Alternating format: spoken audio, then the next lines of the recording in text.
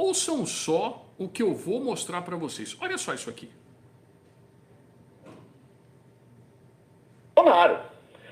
A entrevista do Celso Amorim absolve Bolsonaro. Porque, veja bem, o que o Maduro falou é que as eleições no Brasil não são confiáveis como a eleição na Venezuela, porque aqui a nossa urna não é auditada. Aí o que o Amorim diz destas declarações, que são as mesmas que Bolsonaro fez, inclusive naquela reunião com embaixadores, né? A essência é o mesmo. A urna eletrônica não é auditada, ela pode fraudar o resultado de uma eleição. Aí o Amorim diz que elas não foram ofensivas, né?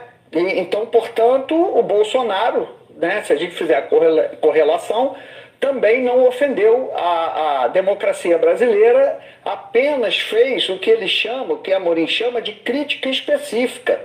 Porque na entrevista para você, ele diz que não houve um ataque direto ao órgão, mas uma crítica específica. Então, se a gente levar para o caso do Bolsonaro, ele também não atacou o Tribunal Superior Eleitoral, ele fez uma crítica específica.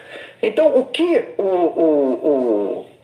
o Amorim faz, na verdade, é defender por outros meios tudo que Bolsonaro pregou durante todo o seu governo. E, aliás, está impedido de se candidatar por conta disso, por conta dessa crítica.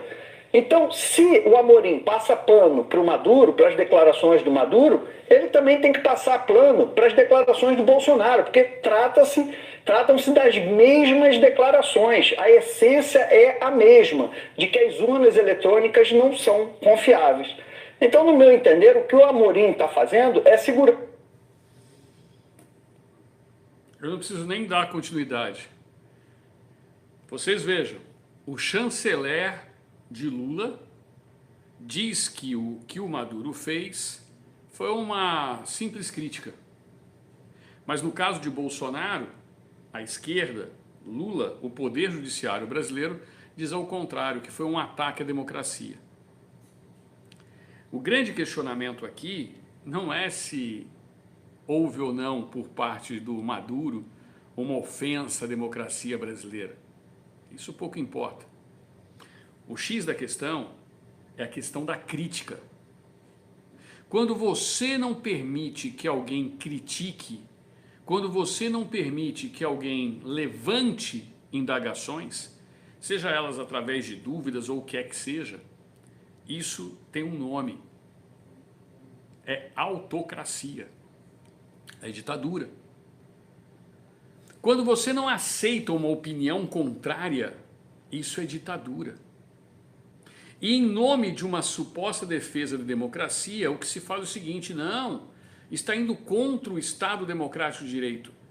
Ir contra o Estado Democrático de Direito é não aceitar críticas. As críticas, sejam construtivas ou não, elas servem para que as pessoas observem uma potencial mudança para melhor. Quando você acha que você é o todo-poderoso, está acima de Deus, você não aceita a crítica. Todos nós somos passíveis de crítica. Todos nós podemos melhorar. Esta é a essência do ser humano. Senão nós teríamos como uma galinha que nasce e morre sem poder falar, sem poder questionar, sem poder pensar. A galinha, há 3.000 anos, fazia a mesma coisa que a galinha faz hoje. Não houve evolução na espécie, na raça. A mesma coisa em relação às nossas instituições, à nossa democracia. Senão nós estaríamos ainda na época do príncipe de Maquiavel. Então estaríamos numa monarquia autocrática. Ou pior, estaríamos na época do Império Romano ou das barbáries que se praticavam antigamente. Porque quando você não aceita a crítica, simplesmente você massacra, oprime, faz com que a população se cale com base no medo. No medo do quê? No medo do Estado. É justamente isso que o jornalista da Bobo News é obrigado a admitir. Mas quem efetivamente fala que foi uma crítica é o próprio chanceler do Lula. É o braço forte internacionalmente do Lula.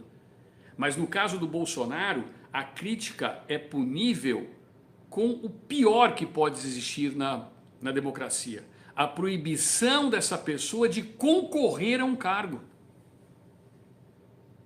Ou seja, qual que é a diferença para opositora de Maduro, que foi calada e proibida pela promotoria e pelo Poder Judiciário da Venezuela de concorrer às eleições que vão ocorrer agora domingo?